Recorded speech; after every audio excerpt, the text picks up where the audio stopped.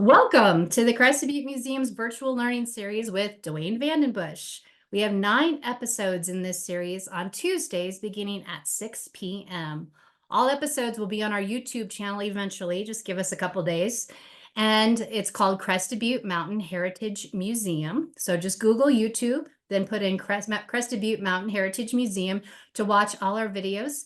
You can see other virtual series that we've hosted, as well as our Voices of Crested Butte. That's also on there that we did earlier this year.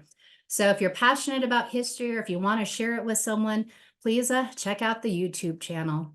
This program is made possible by 2 sponsors, the Gunnison Trails and the Hartman Castle Preservation Fund. So thank you so much for your support.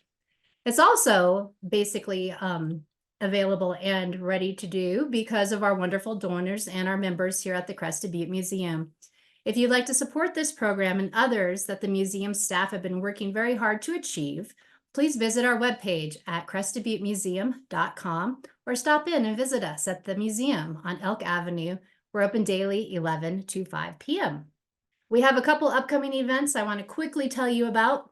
Mount Crested Butte's 50th year celebration.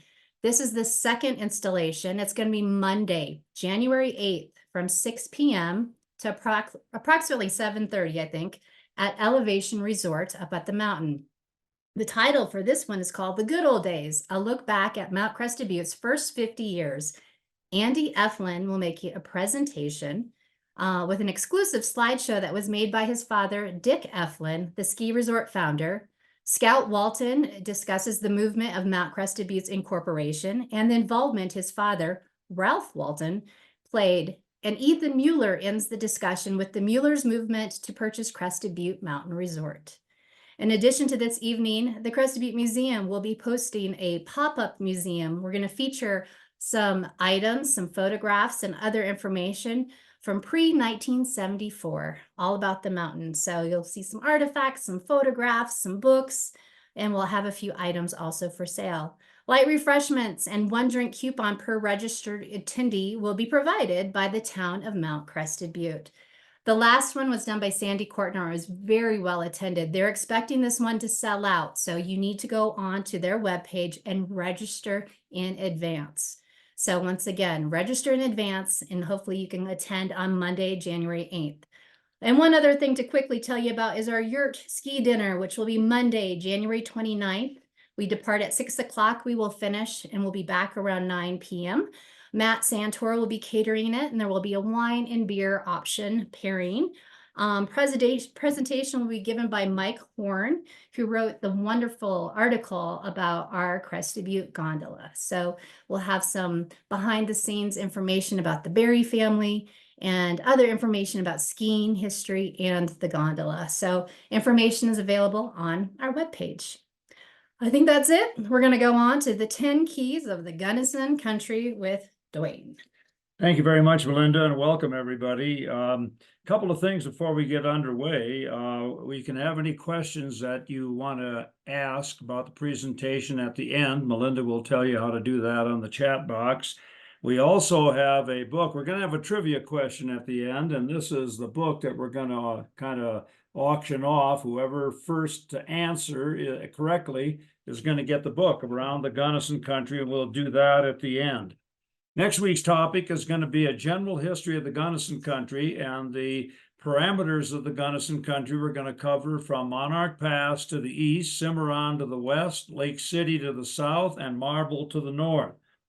So I want to thank all our sponsors, and we're ready to go here.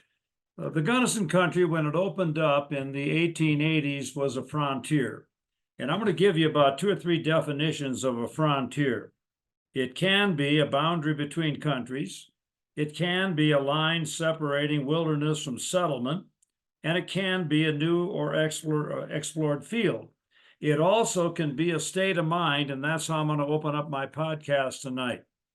A long time ago in the 1950s, one of the great historians of the West, David Lavender, was together with Theodora Kreiber, one of the great anthropologists of the world, who wrote the book on Ishi, the last surviving Digger Indian in California.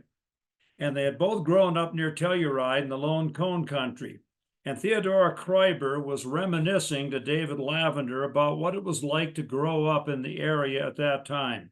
And she called it a fantasy spot. And she said this, and I'm kind of quoting: "In that thin, dry air, life moved at a pace of almost terrible intensity. There were no neutral moments, the galloping brevity of spring and summer, the long months of winter with the threat of tragedy always hovering near.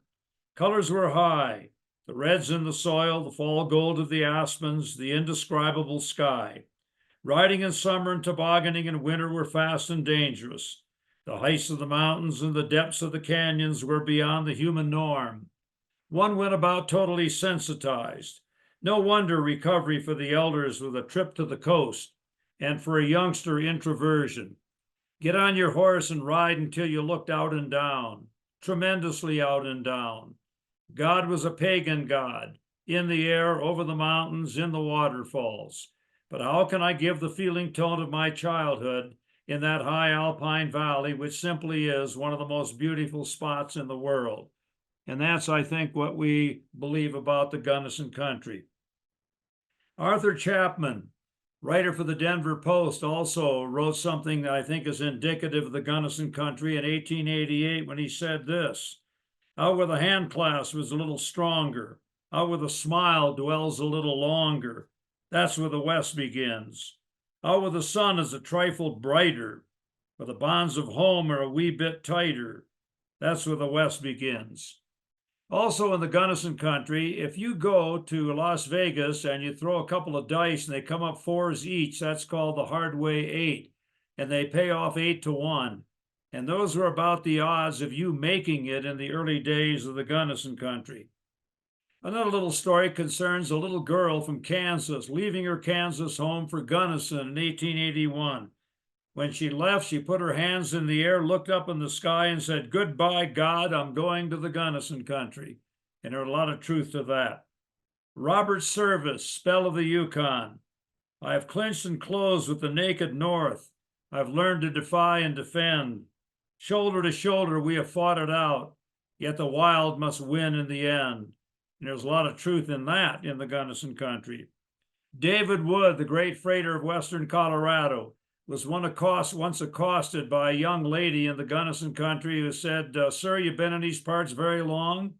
And David Day eyed her with contemptuous disdain and said, "Madam, I haul these damn mountains in here." And that's the title of a book written by his daughters about him. And another thing that's kind of indicative of the Gunnison country is a statement by Mark Twain, who said this: "A mine is a hole in the ground owned by a liar." There's a lot of truth in that in the Gunnison country. The Gunnison country began to open 10 to 12,000 years ago when prehistoric people existed on top of W Mountain and Signal Peak. And then they were gone after 1,000 years or so, nobody knows when. And then the real settlers in the Gunnison country in modern times were the Ute Indians. And the Ute Indians came in here in the 16 and 1700s. And in 1868, a treaty was signed that moved the Indians out to a place called Los Pinos Indian Reservation, which is located not far from Cochito Pass, about 35 miles south and east of Gunnison. And in 1868, that same year, a cow camp was established. And that cow camp was established at a place called Dos Rios, which means in Spanish, meeting of two rivers. And it's right where the Gunnison River and the Tamichi River come together. And that is where about the 13th green of the golf course is today. The Ute Indians were moved out of the Gunnison country in 1875 to Kelowna, which is about 12 miles south of Montrose. And then came Spain. And Spanish explorers came in looking for gold and trying for a road from their mission stations at Taos and Santa Fe to their mission stations along the El Camino Real, the Royal Road, 24 mission stations in California that ran from San Diego to San Francisco. They never had a permanent settlement out here because they never found gold. And they found out that the travel from New Mexico to California was very difficult. And then after Spain came the mountain men, the fur traders. When Lewis and Clark and Zebulon Pike returned from exploring the Louisiana Purchase territory in 1806 and 7, They both said, quote, "The mountains are teeming with beaver in the west." And in the spring of 1807, every Tom, Dick, and Harry lined up in St. Louis to go west to trap out the beaver pelt. Black gold, $7 a pelt. One of the guys who came out here was a man named Ezekiel Williams. And writing in the Missouri Gazette in 1823, he said that the fur trade was not very good in what we call the Gunnison country today. His exact words, "The rivers was froze up too much of the year." By the year 1842, the streams had been panned out, the Indians were dangerous, and the price of a beaver pelt had fallen down to $1 a pelt. These guys, the mountain men, were followed by explorers, and two of them were John C. Fremont and John Gunnison. And they came through the Gunnison country in 1853 looking for a transcontinental railroad route, which they did not find because of the Lake Fork Canyon and the Black Canyon and Cerro Summit and Blue Mesa Summit. It was too high, too tricky, so no transcontinental railroad. And then in 1860 came the placer miners. These are the guys that are panning gold out of streams, and where they would scoop out a little piece of dirt out of the bottom of the stream bed, have some water in it, gently rotate it downhill, and then all of the heavy stuff floated away. And if you were lucky, what is left in the bottom of the pan is black gold, black sand, which was gold. And then they take forceps and they take the little rocks out, put a little mercury in the bottom of the pan, which amalgamated with gold, and that was always called pay dirt. And in they came. Jim Taylor into a park that bears his name, Taylor Park. Fred Lottis came in, a creek, Lottis Creek bears his name today. And then Father John Franklin Dyer, 1861, made his way from Granite over Lake Pass, north end of Taylor Park, and eventually went 7 miles north of Crested Butte, where he preached to 250 placer miners at a place called Minersville. Today, that's called Elkton today, 7 miles up Washington Gulch. The decade of the placer miners came to an end in 1870. Streams have been panned out. Indians had become dangerous. That era is over. And then in 1867 came 4 guys that were surveyors, the great surveys of the American West. The federal government paying $150,000 for the first scientific look at the American West. All the other individuals have been out this way, like Lewis and Clark and Pike and Stephen Long. They had maybe spent 1 day going through an area, so they didn't really know what was there.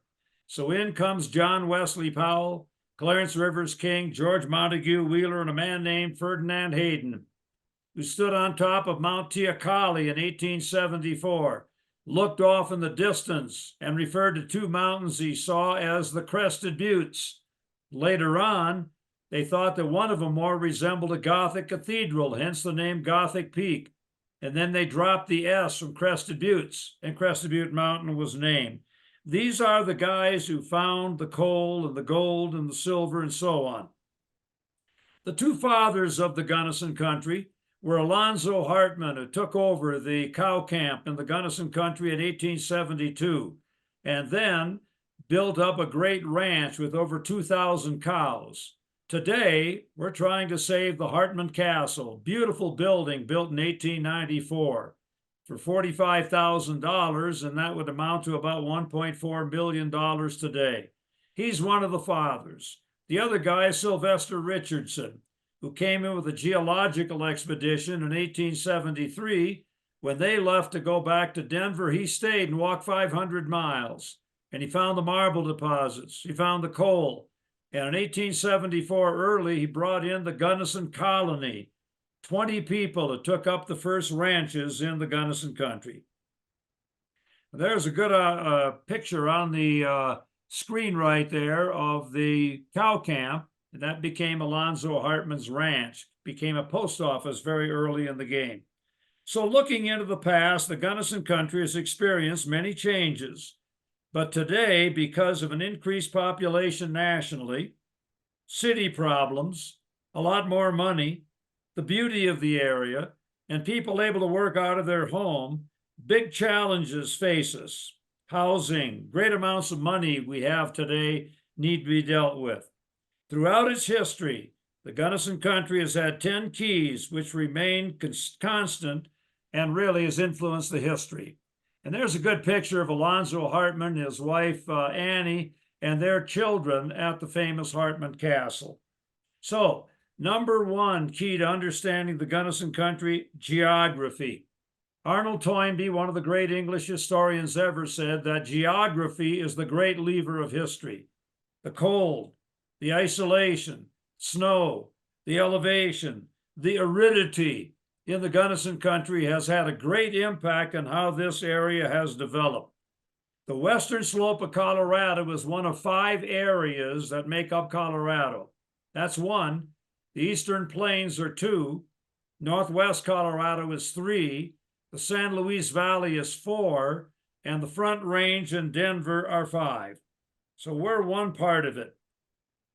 There's an old statistic that tells a lot about the western slope and the Gunnison country, and it goes something like this. We have on the western slope 10% of the population, 33% of the land area, and 80% of the water. And one of the problems has always been that the water is where the people ain't, and the people ain't where the water is. And that leads us to the second key to understanding the Gunnison country, and that is water. Water is the lifeblood of the Gunnison country. In fact, one of our topics a little later on is going to be water. It is, they say, the most cussed and discussed topic in Colorado and the West. One person said whiskey is for drinking and water is for fighting. Ex-Governor John Love said, water runs uphill towards money. There are 2 great water rights in the United States. One is the water right east of the Mississippi River, where you have big rivers and a lot of water. And that's the doctrine of riparian water rights. And it basically says that if you're along a river, you can take any amount of water out of that river except for 2 things. Number 1, you can't stop mill wheels from operating. And number 2, you can't stop steamboats. Well, if you got steamboats on rivers, we're talking about like the Mississippi and the Ohio, and nobody worries about a little water. Out here in the West in the Gunnison country, however, water is scarce. And we came up with a new doctrine called the doctrine of prior appropriation that has 2 rules to it. First in time, first in use, and use it or lose it. In other words, the individual has the first water right on the river is going to be the last one to go dry. And nobody can hoard water. You got to lose it or give it up. Colorado, the Gunnison country in the West currently is in a 20-year drought and low reservoirs. Too many people for the water in the Southwest. About 2 years ago, the Blue Mesa Reservoir went down to 23%. Lake Powell and Lake Mead are still down below today. There's a good look at the Morrow Point Dam when fortunately you got a lot of water and it's spilling in the 1970s. Water is the greatest asset that we have. It's the greatest long-term investment, and it'll be a lot more worth than any investment than you can make on the New York Stock Exchange in the future. The Gunnison country has a lot of water and it's salt-free, and a lot of people want it, especially people on the Front Range in Denver. And their idea is that what's mine is mine and what's yours is negotiable. The great fights involving water in the West are yet to come. And we're going to see them in Los Angeles and Lubbock and Phoenix and Tucson and Las Vegas and the Front Range. And it's going to be a real problem. It's still a real problem today. In 1979, in a court case called Audubon Society versus LA, that discussed the public trust doctrine.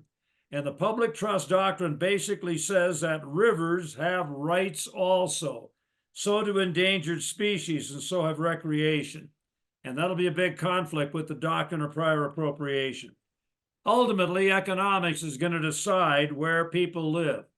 And when water rates maybe go to $25,000 a month, that means that people can't live there. A lot of people would like to live in Crested Butte and Aspen, but with the price of houses today and lots today, they can't afford it. Number 3 key to the understanding of the Gunnison country, railroads. With the coming of railroads, the Gunnison country, without the coming of railroads, the Gunnison country would have remained an isolated wilderness. Now, on the left, you can see the west portal of the Alpine Tunnel. And on the right, you can see also the portal of the Gunnison Tunnel, of the Alpine Tunnel, as a Denver South Park Railroad train is coming out. Two railroads came into the Gunnison country. The Denver and Rio Grande arrived in 1881. Denver, Colorado Springs, Pueblo, Arkansas River Canyon, Poncha Springs, over Marshall Pass, down to Sargent's, along Tamichi Creek, arriving in Gunnison August of 1881. The other railroad racing to get into the Gunnison country first was the South Park Railroad. Denver, South Park, Trout Creek Pass, St. Elmo, Alpine Tunnel, highest alpine tunnel in the world, down to Pitkin, Tamichi Creek, Gunnison, September 1882, and 15 miles further all the way up Ohio Creek, trying to get into the booming town of Irwin. But the boom had busted, and that's as far as the South Park ever got. The Rio Grande didn't wait any time. They immediately, when they got to Gunnison, ran 28 miles up to Crested Butte, where they could tap the coal mines up in that area. The Gunnison country had to be sustainable before railroads. And all those railroads that came in were narrow gauges. Little engines run by big men, said Gilbert Lathrop. And they pioneered in railroad science, flangers, narrow gauges, snow sheds, helper engines, 30-pound rails. And there's the Denver Rio Grande chugging up Marshall Pass in 1884. They were slow. On time, anytime, they said. You didn't want it to run over you because it was on you for so long. And the classic story of a guy named Finnegan, who was instrumental in writing up reports when wrecks occurred. So a wreck occurs in the Gunnison country one day, and Finnegan writes up a 2-page report. His boss said, don't want to read War and Peace. The next time you got a wreck, shorten it. 2 months later, another wreck outside of Crested Butte, 1-page report. Boss says, too long, shorten up the next one. Another wreck about 2 months later along the line between Gunnison and Crested Butte, and Finnegan filed the final report. Off again, on again, gone again, Finnegan. That's about as short as you can make it. When the railroads left and the South Park was done in the year 1910, there it is in Pitkin in 1900. And the Rio Grande left in 1952. Tracks pulled out 3 years later. And there's a great shot of Crystal Creek in the Black Canyon, right near Cimarron. Denver Rio Grande running through the canyon, coming out at Cimarron. So when the railroads came out, the Gunnison country suffered economically and psychologically. Number 4 on our key to understanding the Gunnison country is the federal government. The federal government owns 80% of the land in the Gunnison country and 35% of the land in the state of Colorado. In the past, the government has set the price of gold and silver, owned the land that people homesteaded, gave Indian protection, subsidized stage traffic, and built water projects. In the old days, the government was looked upon as a friend. Now it's looked upon as an enemy. Then there was a lot of land and few people. Today, there's the same land and many more people. It's hard to satisfy everybody. Many more uses of the land today. Mountain bikes, skiing, grazing, rafting, fishing, hunting, dirt bikes, paddle boards, 4-wheel drives. Lee Spann, a rancher just west of Gunnison, told me that when they drove cattle out of Jack's Cabin up to the upper ranges in the 1950s along Highway 135, they often would see maybe 1 or 2 cars on the road at best. Today, obviously, that has changed. The government is still very important today with the BLM, the Forest Service, the Soil Conservation Service, the United States Geological Survey, the Park Service, the Bureau of Reclamation, and the Bureau of Mines. When any agency has 80% of the land, it calls the shots. Number 5 on our key to the understanding of the Gunnison country is mining. The Gunnison country has a rich history of mining and still has great quantities in the ground. At one point in the 1870s, early 1880s, Crested Butte was known as the gateway to the Elks, the gateway and the jumping off point to Crystal and Gothic and Tin Cup and Irwin. And then, of course, we found out we didn't have the high-grade ore. There is a great story told about the optimism of the miners who came in the late 1870s and 80s. And this story was told in mining camps throughout the Gunnison country in the West. Miner dies, goes to heaven. Everybody hears that snickers. No miner could have gone to heaven. Drinking, prostitution, gambling, but this guy had been good. And he walked up to St. Peter at the Golden Gate. He presented his pass. And St. Peter said, "Can't take you, we're booked." Miner said, "What the hell you mean we're booked?" And St. Peter said, "Now don't get on me. We had a lot of good people die in the Middle East, and we are booked right now." Miner said, "I did not spend my life living the good life to be told I can't get in. I want a temporary pass. And if I go in and convince one guy to come out, I'm in." St. Peter said, "Hasn't happened in a million years. Nobody's ever left heaven." Miner said, "Shut up and give me the pass." St. Peter said, "Well, nobody's going to come out anyway, and I feel bad about it," so he gave the miner the pass. 8 minutes later, 4,876 people streamed out of heaven, and they appeared to be in a fast hurry to leave. St. Peter grabbed the miner by the shoulder. He said, "What in the hell did you tell those people?" And the miner said, "What do you mean, what did I tell him?" He said, "I just told him there's a gold strike down in hell." And the miner grabbed his knapsack and headed away from heaven. And St. Peter was now hot, and he grabbed the miner by the shoulder and said, "Where do you think you're going?" And the miner said, "What do you mean, where do you think I'm going?" "I'm going down to hell. I heard they had a big gold strike down there." The miner believed his own publicity. In the early 1880s, 25 to 40,000 people flocked into the Gunnison country in search of gold and silver. That's about triple the population that we have today. They lived in mining camps in every gulch. They were transient, and many didn't stay in the wintertime.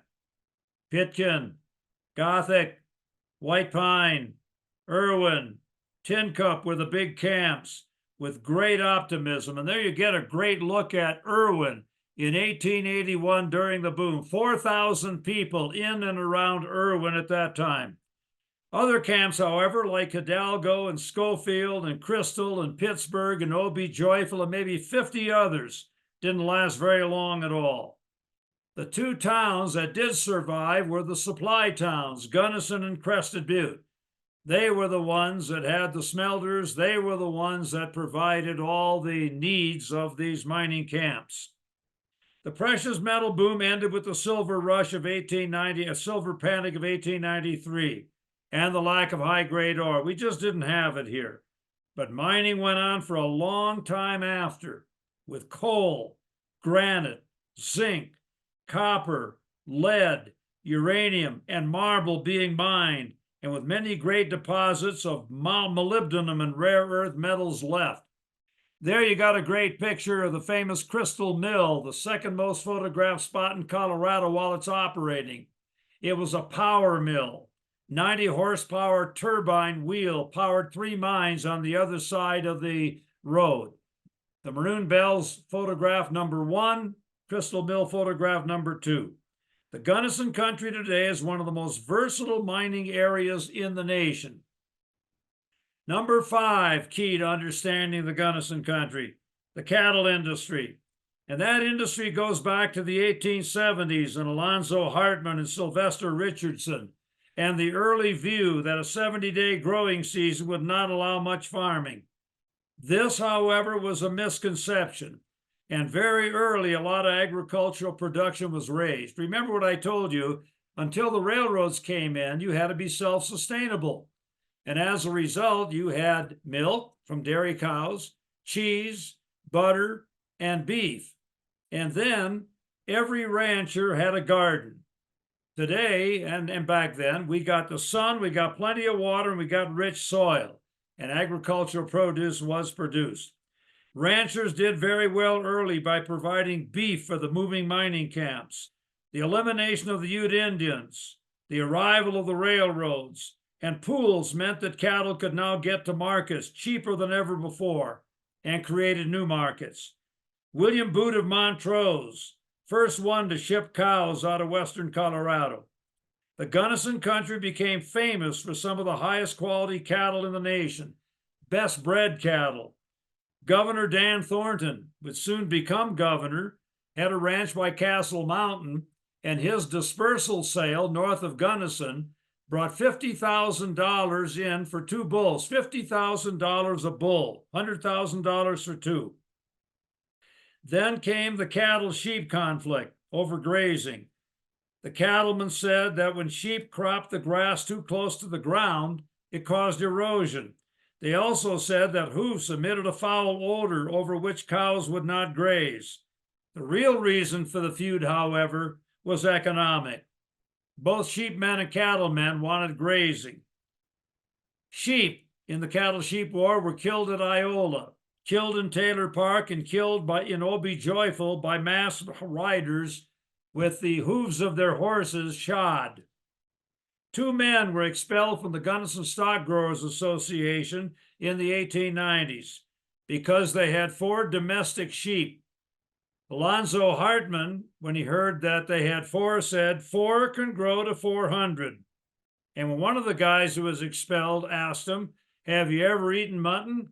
Alonzo Hartman said, yes, I have, but I'm damned ashamed of it. Eventually, an informal agreement was made, and sheep would exist east of Cimarron, and cattle would exist in the Gunnison country, although some sheep were raised in the Gunnison country, and they had a wool growers association. Cattle industry today is the oldest continuous industry that we have, and ranching is absolutely vital to our future because they are the people who own the land that prevent growth and development. And a lot of them have put their ranches in conservation easement. The next key to the understanding of the Gunnison country is sometimes misunderstood, and that's tourism. Tourism is often not regarded as an industry, and yet it's the second largest industry in the state and one of the major economies in the Gunnison country. Statewide, worth $18 billion a year. In the Gunnison country, skiing, hunting, fishing, mountain biking, 4-wheel drives, and flower festivals are very important. Blue Mesa Reservoir is the second biggest tourist attraction in the state, with 1.5 million visitors a year, only behind Rocky Mountain National Park's 3 million. In the Gunnison country, the Blue Mesa Reservoir, the Black Canyon, hunting, fishing, mountain biking, wildflower festivals, skiing at Crested Butte, 400,000 skier days a year bring people in. Tourism has always been important here. The scenic line of the West was painted on the side of Denver and Rio Grande Railroad trains. Palmer Hoyt, the editor of the Denver Post, had standing orders for his man over at Iola, and when the willow flies hatched out, he had to call Hoyt, and Hoyt was over on the next train out. Hot springs at Juanita and Savoya. Skiing went on at Pioneer and Rosman, and the world record elk was shot in the Dark Canyon by a man named John Plute from Crested Butte in 1905. One important factor to remember with regard to tourism is that we've got to maintain the air and the water quality and control growth. Tourism is good business, and the great environment is good business along with it. Next on our key to understanding the Gunnison country is something we take for granted today, and that was electricity. And you say, well, hasn't everybody always had it? And the answer is no. It was taken for granted today, but most of the Gunnison country didn't get electricity until the late 1930s, when Franklin Roosevelt's Rural Electric Association came in. Gunnison had it in the 1880s with the Gunnison Gas and Power Plant. Crested Butte had it in the 1880s because of the CF&I coal mine, but not everybody in Crested Butte had it. Just the coal mining operation had it with the big mine. There were not enough people between Gunnison and Crested Butte and Marble and Lake City and Cimarron and Monarch for anybody to have electricity until the 1930s. There was a proposed hydro plant near Peanut Lake in Crested Butte in 1941. That was going to use coal and slate to power 2 by 335 horsepower generators, but then World War II came. After 1938, lights and power. Before 1938, candles and lanterns. My father grew up in the Upper Peninsula of Michigan, came from Belgium, told me that electricity was the greatest invention of his lifetime. The next item that we have here, key to the understanding of the Gunnison country, natural resources. Timber with the Trinchera Lumber Company around Sargents and Pitkin. James LeCount, the great tie cutter of the 1880s. The timber was used early for cabins and mine props and railroad ties. Minerals abounded, and we had gold mines, silver mines, lead mines, copper mines, and zinc. Stone, marble turned out. The tomb of the unknown soldier, the Lincoln Memorial, and the Washington Monument. Granite from the Aberdeen Granite Quarry produced the granite that was used for the outside of the state capitol building in Denver, and marble for the inside. Coal, 9 great mines around Crested Butte, including the Big Mine, the 3rd largest in Colorado. Water, very important. Space, 80% federal. And plenty of snow for skiing in the high mountains, and the scenery. And people come for that also.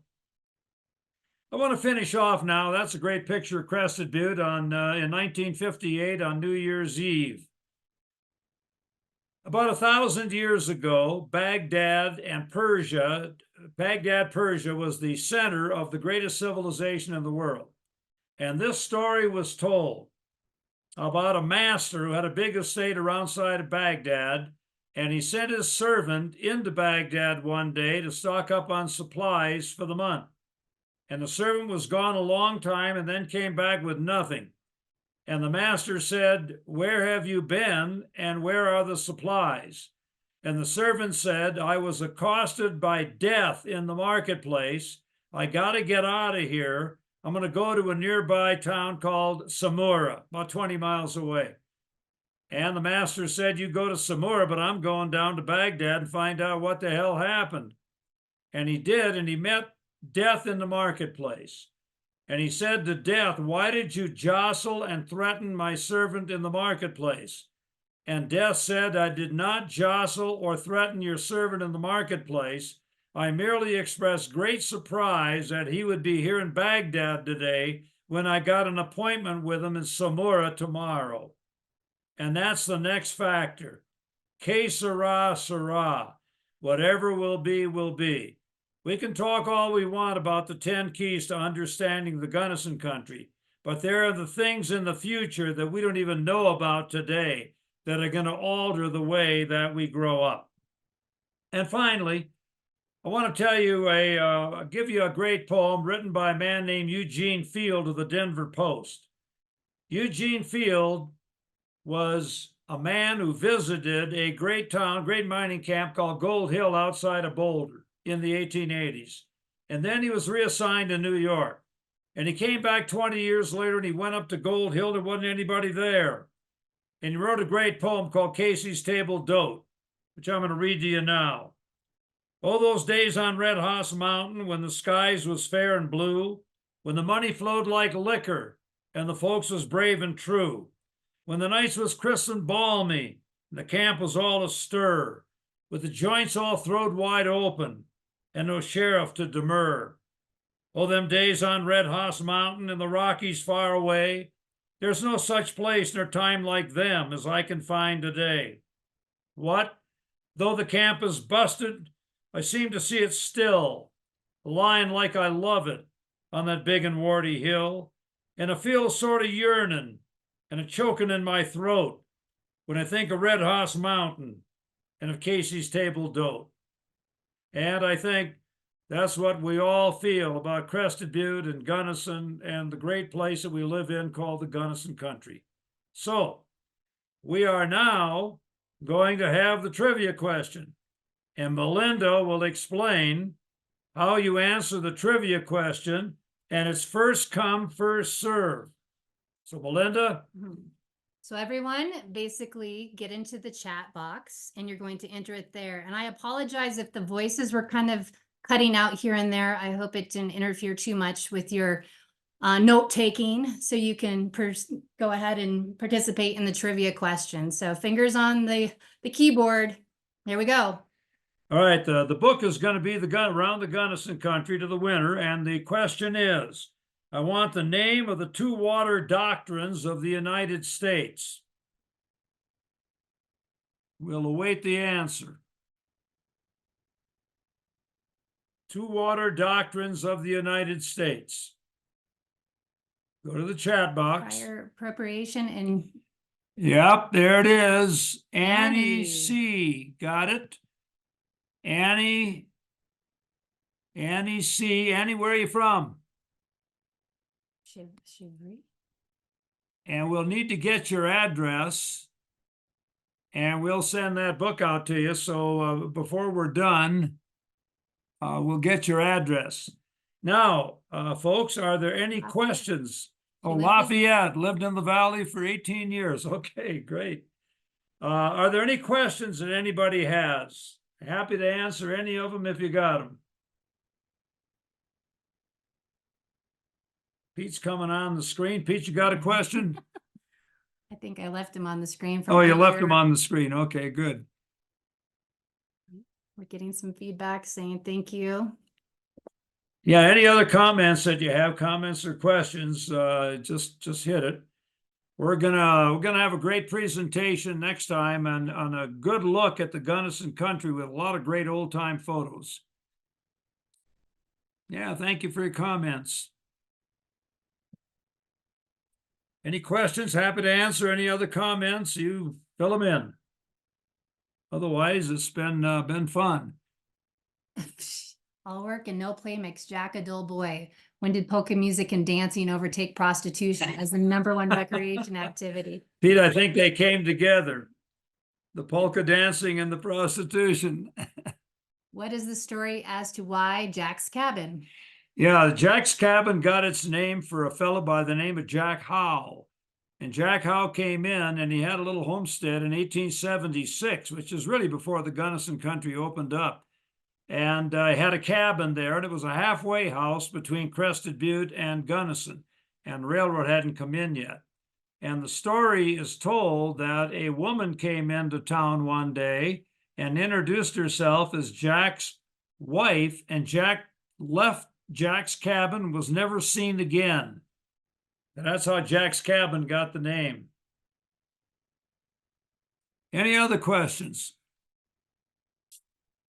I don't think so. Yep. If not, ladies and gentlemen, I see some people who were on before, so great to have you all on. Yeah. And there we go. Where would you be able to repeat where to sign up for the Mount Crested Butte? Go ahead. Yeah. We'll read that. Would you be able to repeat where to sign up for the Mount Crested Butte social? You know, that's a very good question. I'm looking very quickly.